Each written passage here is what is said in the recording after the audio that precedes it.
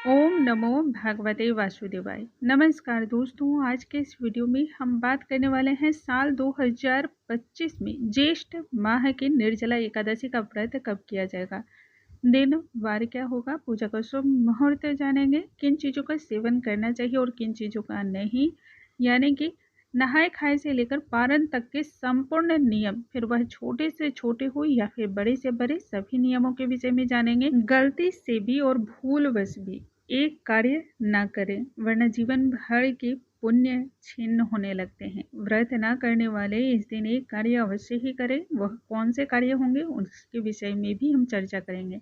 आइए वीडियो को स्टार्ट करते हैं। नमस्कार दोस्तों, कैसे हैं आप सभी। उम्मीद करती हूँ आप सभी स्वस्थ होंगे, सुरक्षित होंगे और आप सभी के उत्तम भविष्य की कामना करते हुए आज का ये वीडियो स्टार्ट करती हूँ। ज्येष्ठ माह के शुक्ल पक्ष की एकादशी को निर्जला एकादशी या फिर भीमसेनी एकादशी व्रत के नाम से जाना जाता है। साल 2025 में एकादशी तिथि का प्रारंभ 6 जून की रात्रि 2:15 पर होगी एवं इसकी समाप्ति होगी 7 जून को सुबह 4:47 पर। गृहस्थ भक्तजन 6 जून का व्रत रखेंगे और साधु संत तथा मोक्ष प्राप्ति की इच्छा रखने वाले भक्तगण 7 जून का व्रत रखेंगे। पारण के मुहूर्त को जानते हैं। गृहस्थ भक्त 7 जून को पारण करेंगे, क्योंकि 6 जून का उनका व्रत उपवास रहेगा तो पारण 7 जून को करेंगे। समय रहेगा दोपहर के 1:44 से लेकर 4:31 तक का। एवं साधु संत भक्तगण जो भी हैं जो 7 जून का व्रत रखेंगे वह पारण 8 जून को करेंगे। समय रहेगा सुबह 5:23 से लेकर 7:17 तक। आइए अब जानते हैं एकादशी से जुड़े हुए वो नियम जो हमें नहाए खाए से लेकर पारण के दिन तक पालन करने होते हैं। जितने भी व्रत करने वाले भक्तगण हैं सभी को इन बातों का विशेष रूप से ध्यान रखना चाहिए। नीम, बबूल, कीकर के दातुन का प्रयोग न करें, न ही किसी भी प्रकार के बाजार से खरीदे गए पेस्ट या मंजन का प्रयोग करना चाहिए। दंत शुद्धि के लिए हमें जो पत्ते गिरे हुए होते हैं उन पत्तों के द्वारा मुख की शुद्धि करनी चाहिए और यदि यह भी संभव ना हो तो 12 बार कुल्ला करके अपने मुख की शुद्धि करने के विषय में शास्त्रों में बतलाया गया है। दूसरे के यहाँ का अन्न एवं जल का त्याग करना चाहिए। 2 बार भोजन कदापि न करें।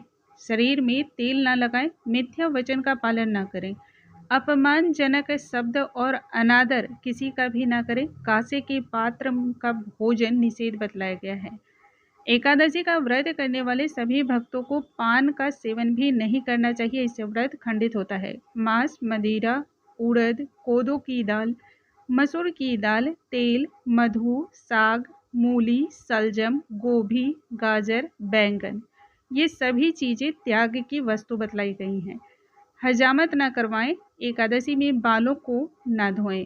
फूल पत्तियों को न तोड़ें, एक दिन पूर्व ही तोड़ करके रख लें। जल के छिड़काव के द्वारा ये सभी वस्तुओं की शुद्धि हो जाती है। यदि तुलसी का पत्र तोड़ना भूल जाएं तब गिरी हुई पत्तियों को धो करके पूजा में इस्तेमाल करें, परंतु ऐसी गलती बिल्कुल ना करें कि बिना तुलसी की पत्तियों की ही पूजा संपन्न करें, क्योंकि ठाकुर जी की पूजा और श्री हरि की पूजा बिना तुलसी के दल के स्वीकार नहीं होती है। 56 भोग में भी यदि तुलसी का दल रखा गया ना हो तो वह 56 भोग भी निरर्थक माना जाता है। जल, शरबत एवं जल से भरी हुई मटकी का दान करने के पश्चात ही पारण करने का विधान है। ये बहुत ही आवश्यक है। आप अपनी सामर्थ्य के अनुसार दान करें, यह तो शास्त्रों में भी विदित है, परंतु यदि आपका सामर्थ्य है, वस्त्र, जूते, चप्पल, अन्न, फल, छाता, पंखा, ये सभी दान महापुण्य कहलाते हैं। इनसे महापुण्य की प्राप्ति होती है।